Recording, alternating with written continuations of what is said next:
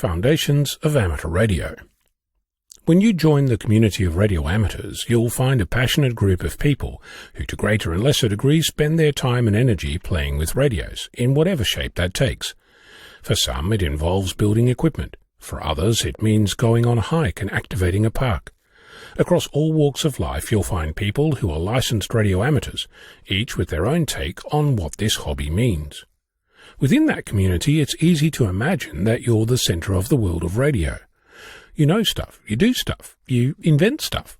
As a community, we're a place where people dream up weird and wonderful ideas and set about making them happen. Radio amateurs have a long association with emergency services.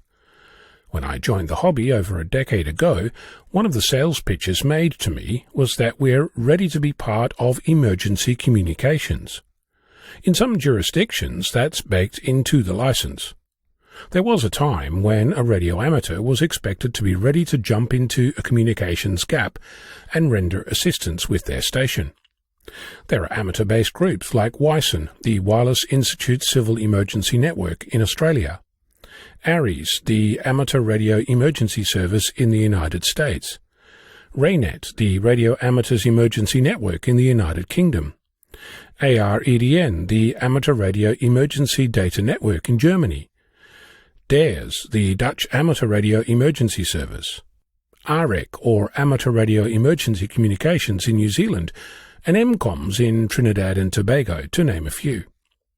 Each of those manages their participation in different ways. For example, ARES offers training and certification, where AREDN offers software and a how-to guide. In Trinidad and Tobago, the Office of Disaster Preparedness Management is actively involved in amateur radio and maintains an active amateur radio station and 5 repeaters. In Australia, there's a requirement to record and notify authorities if you become aware of a distress signal as part of your license. In fact, in Australia, you must immediately cease all transmissions. You must continue to listen on frequency. You must record full details of the distress message in writing and, if possible, recorded by tape recorder. While that scenario can and has happened, it's not common. An amateur station being used to provide an emergency link in the case of catastrophic failure has also happened. But in Australia, I'm not sure if that was in my lifetime or not. My point is that the idea that we're going to put up a critical radio link and be the heart of communications in an emergency is, in Australia at least, not particularly likely. That's not to say that you should ignore that potential or that it's universally true. But it's to point out that there are other things that you can do with your license that might happen more readily and help your community more. Outside our amateur community, there's plenty of radio in use as well. The obvious ones are volunteer bushfire brigades, state emergency services and the like. Less obvious might be the local marine rescue group, surf lifesaving or the local council. Each of those use radios as a part of their service delivery, and a radio amateur can contribute to that without needing to bring their station along. In fact, if you don't have an amateur license but want to play radio, that's an excellent place to do it as a volunteer. I should mention that radio procedures are also in use in all manner of other professions, mining, policing, the military and aviation, to name a couple.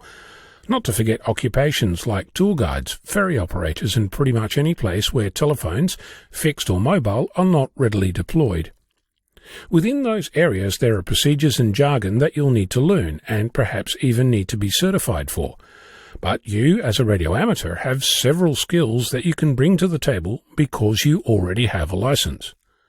For example, I learnt my phonetic alphabet many years before I ever heard of amateur radio. It was a requirement for my aviation radio ticket, which in turn was required before I flew solo. When it came to making my first ever transmission on amateur radio, doing the phonetic thing was second nature, much to the surprise of my fellow trainees at the time. A thank you is due to both Neil, VK6 Bravo Delta Oscar, now Silent Key, and Doug, Victor Kilo 6 Delta Bravo, for making that training happen. You can apply the skills you bring with you when you join an organisation outside amateur radio who deals with wireless communication in whatever form that takes.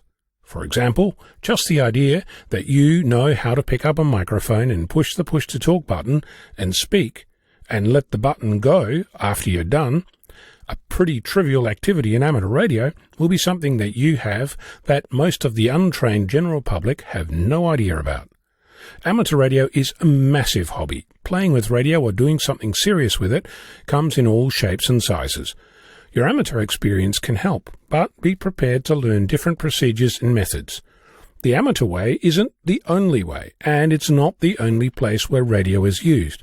And sometimes it's good to have a look outside your comfort zone and see what the neighbours are up to. I'm Ono, Victor Kilo 6, Foxtrot Lima, Alpha Bravo.